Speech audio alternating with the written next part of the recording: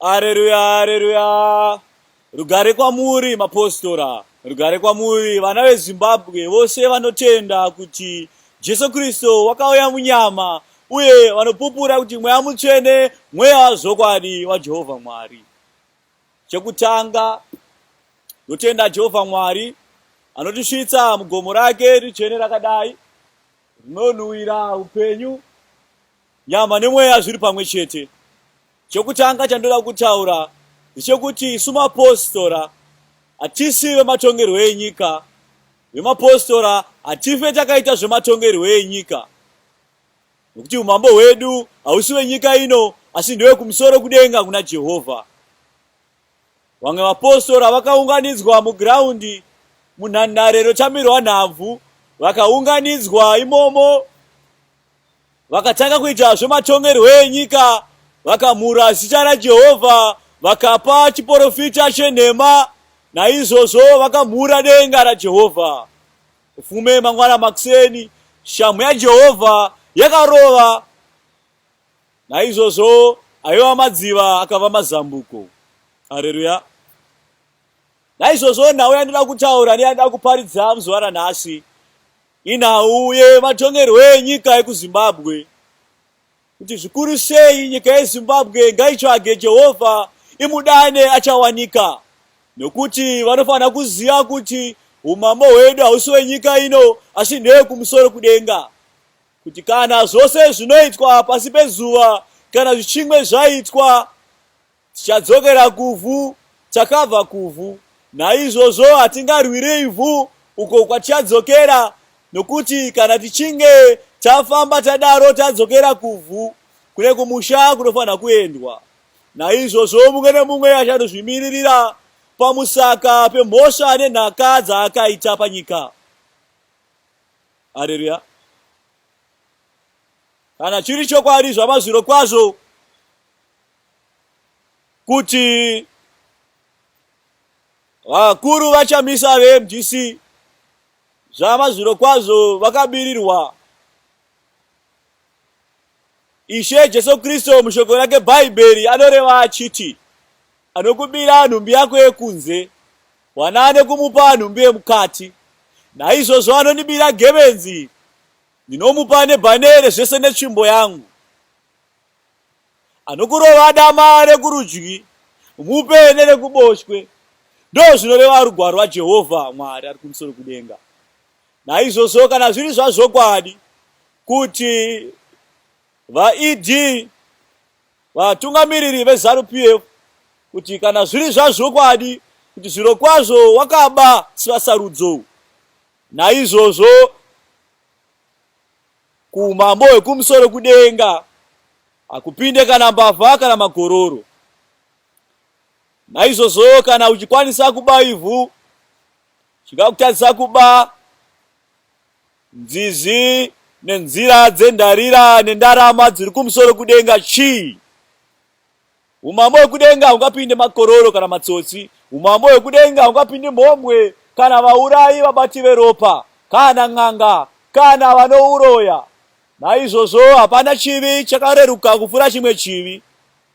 Naizvozvo kana zviri zvazvokwadi, varume ndinokuparidzirai muri pamwe chete kuti muve pamwe chete, mubatane pamwe chete, nokuti shoko raJehovha rinoti pakatanga tsitsi nerudo. Naizvozvo uprofita huchapera.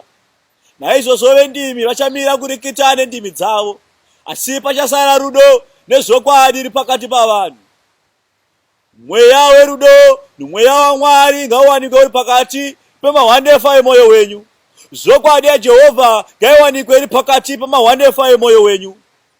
Ndinoparidzira kuvatungamiriri ivava, ndichiparidzira nemi vana veZimbabwe, kuti aiwaka anokurova kurutivi mupe rimwe rutivi, anokubira gemenzi mupe nebhanere racho, anokubira nhumbi yekunze mupe neyemukati. Asi chikuru pakati pedu tofanira kuva nerudo, nokuti Jehovha anoreva akati, anonzwa shoko iri nekurigamuchira akaropafadzwa, nekuti ndeuyo wandakatsvaga neruoko rwangu kubva nyika isati yavambwa. Asi uyo anomhura mashoko nemagwaro andiri kuparidza pano ndiye uyo akaraswa nakare naJehovha Mwari.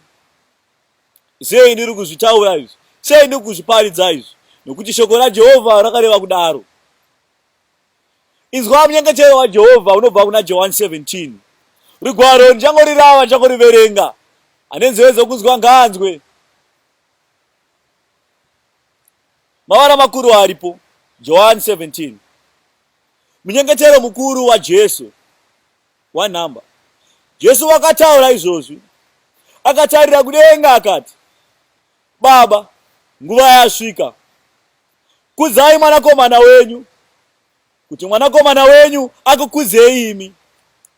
Sezvamakamupa simba pamusoro penyama yose, kuti wose vamakamupa avape upenyu nokusingaperi. Upenyu usingaperi ndiwo kuti vakuzivei imi Jehovha, Mwari uri woga wazvokwadi, naJesu Kristu wamakatuma.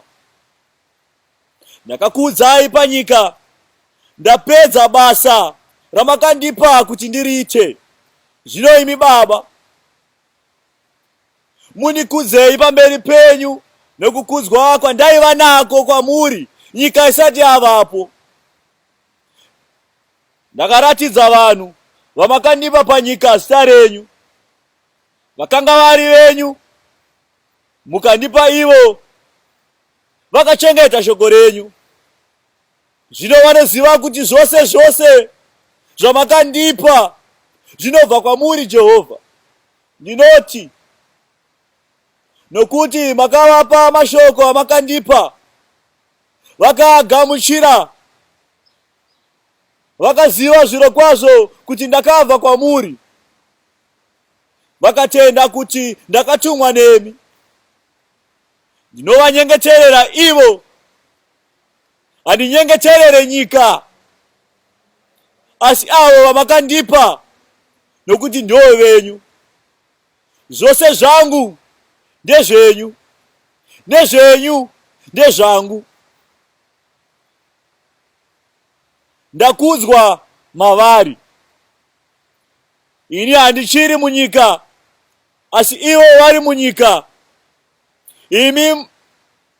Ini ndinouya kwamuri. Baba vachene, muvachengete muzita renyu ramakandipa kuti vave venyu sesu. Ndichiri navo, ini ndaivachengeta muzita renyu ramakandipa ndikavarindira. Hapana mumwe wavo wakarashika, asi mwanakomana wokurashika, kuti rugwaro ruitike. Asi zvino ndouya kwamuri, ndinotaura izvi panyika, kuti vave nemufaro wangu wakazadziswa mavari.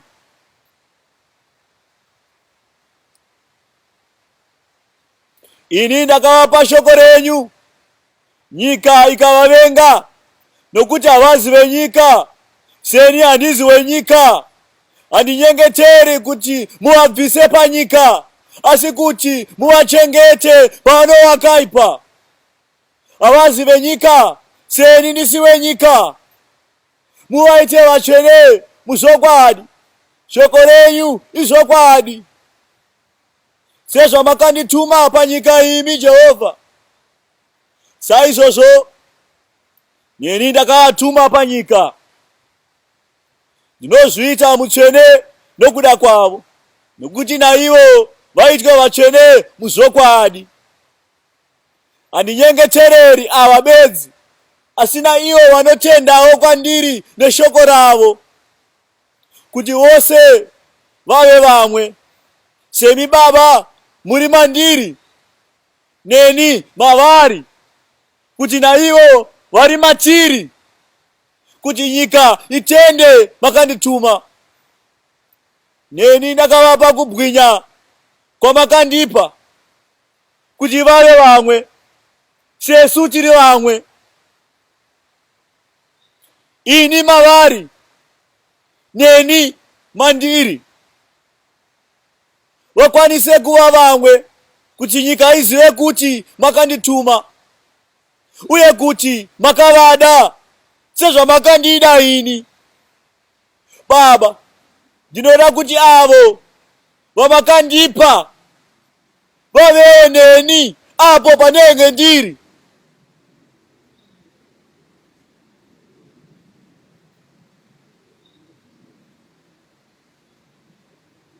Kuti vaone kubwinya kwangu kwamakandipa, nokuti makandipa nyika isati yavambwa. Baba vakarurama, nyika haina kukuzivai, asi ini ndakakuzivai. Naivava vakaziva kuti makandituma. Ndakavazivisa zita renyu Jehovha, uye ndicharizivisa zita renyu Jehovha, kuti rudo rwamakandipa narwo ruve mavari neni mavari. Haleluya. Shoko iri ndrazvokwadi. Ane nzeve dzokunzwa ngaanzwe, nokuti vana vekurashwa ndo vasinganzwe nekuteerera shoko neevhangeri richiparidzwa. Rudo rwatakapiwa naJesu Kristo, rudo rwaakapiwa iye naJehovha Mwari. Naizvozvo akapiwa zvose nyika isati yavambwa. Asi chikuru ngapave nerudo pakati pedu, tisawanikwe nekurasikirwa nechinhu chakakosha chinova upenyu husingaperi kumusoro kudenga. Ngatibatanei vana veZimbabwe murudo namuzvokwadi, tinamate Jehovha wazvokwadi. Nokuti muprofita Isaya unoreva ukati, Jehovha wakataura uri richireva uchiti, nzeve dzangu hazina kuremerwa kuti ndikunzwei, ruoko rwangu haruna kupfupikiswa kuti ndikuropafadzei, asi zvivi zvenyu ndo zvinowanisa chiso changu kwamuri. Naizvozvo vana veZimbabwe, ngatizviteurirei, titsvage umambo nguva ichiripo, tiregedze kurwira nezvevhu, nekuti ivhu ticharisiya tichienda. Rugare ngaruve nemi nekusingaperi. Amen.